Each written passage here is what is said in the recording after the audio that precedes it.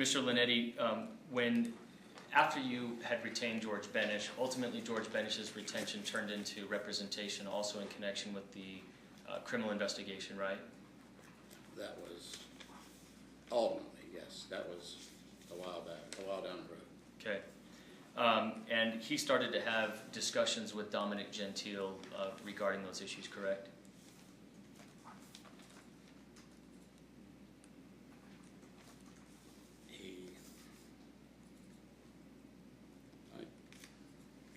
I think Dominic Gentile could answer that better than me, because they might have had discussions. I wouldn't have any idea what they were talking about. You attended a meeting on June 21st where you and George Benish and Dominic Gentile met in person, correct?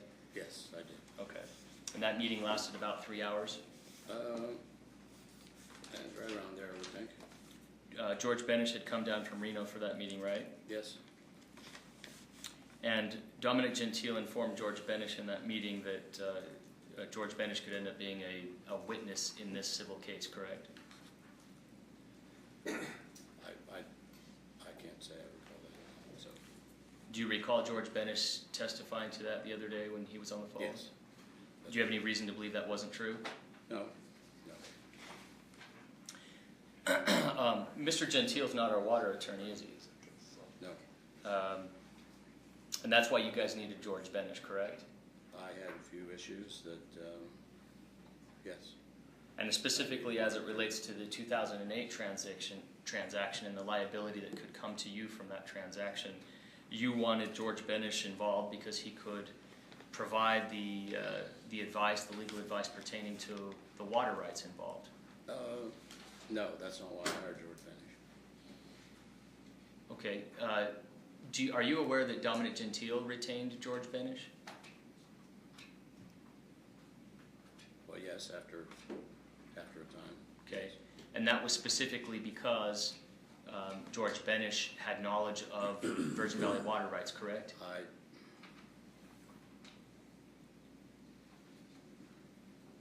I sat in on that meeting, and from what I got out of the meeting, I wasn't part. I didn't get into the discussions, but it was just questions and answers. It's just almost like taking a course, going to a university course. Just Dominic asking questions about water law and George answering. That's about all I can remember about the meeting. I don't remember anything specific about it. But those questions specifically related to water law and the 2008 transaction that was really forming the 2008 transaction ever came into it. At that time, I wasn't charged with any civil thing. I wasn't. You're aware that the Water District contacted Mr. Gentile before the complaint was filed against you, correct? Water District? Yes. Contacted Mr. Gentile? Yes.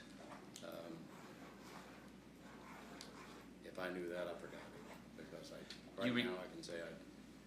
You recall that there was a settlement meeting where we met in person in Mr. Gentile's office and discussed the civil liability in the lawsuit? I remember that. Okay, and that was before the civil lawsuit was ever filed, correct? I'm not sure about the date. So going back to the meeting where Dominic Gentile was asking George Benish questions, those questions related to water law and Virgin Valley water rights, correct? I'm not sure. I think it was just basic water law.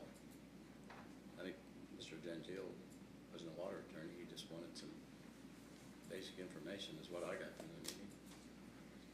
I'm going to read to you a statement from Mr. Gentile's declaration.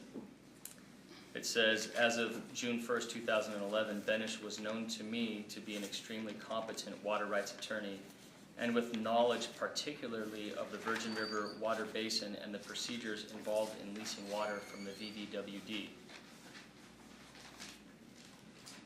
It appears to me, Mr. Benish, Mr. Lonetti, that Dominic Gentile specifically wanted to talk with Mr. Benish about Virgin River water rights. Objection. Counsel is now testifying about what something appears to him, and it's argumentative. I had never seen that. Hold on a second. Okay. Yeah, it doesn't matter what conclusions you drew as an attorney as to what Mr. Gentile's comment stood for. And that was your question. No, I was saying it appears to me to be that way, and my question was, but I didn't even get to my question before the objection was raised. Would you disagree with my interpretation of that statement? Now it's argumentative. No, I think it's a fair question, although, again, referencing your own conclusion, I'll allow it under that circumstance. Go ahead. Would you read that question again? Yes, I'll read the statement from Mr. Gentile. Yes. Yes. As of June 1st, 2011, Benish was known to me to be an extremely competent water rights attorney with knowledge particularly of the Virgin River water basin and the procedures involved in leasing water from the VVWD. So it appears that Mr. Gentile wanted to hire Mr. Benish because of his knowledge of the Virgin River water basin. Isn't that true? Well, I don't know. I've never seen that. I've never heard of that before.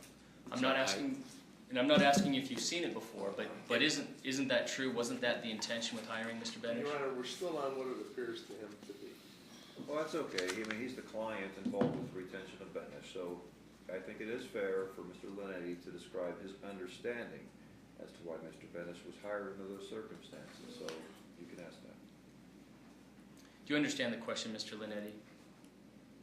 The question is that it appears that Mr. Gentile was looking for information related to the Virgin River water basin.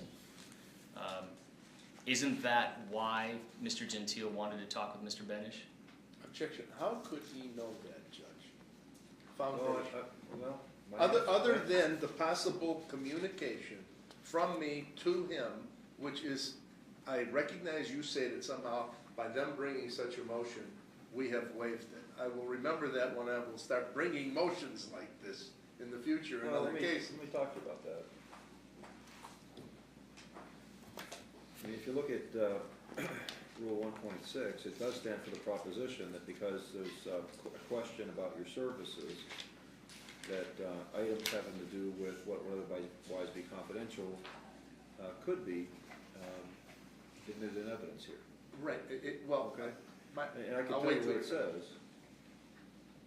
It says that a lawyer may reveal information relating to the representation of a client to the extent the lawyer believes necessary to establish a claim or defense on behalf of the lawyer in a controversy to respond to allegations in any proceeding concerning the lawyer's representation of the client.